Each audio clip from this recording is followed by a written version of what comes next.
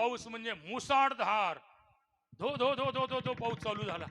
आणि पाऊस चालू झाला असताना मग तिथं तुकोबराकडे एका जणांनी शंका घेतली.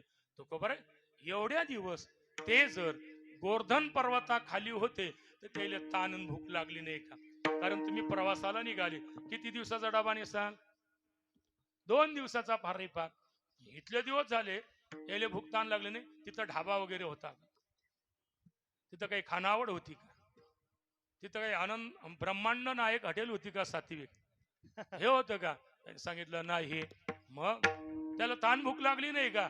तुकोबरायांनी सांगितलं गडे हो, त्यांना भगवंताचं खरं सुख प्राप्त झाल्यामुळे ताण भुकीचा विसर पडलेला होता अभंगाच्या पहिल्या चरणामध्ये. कृष्णाची आसुके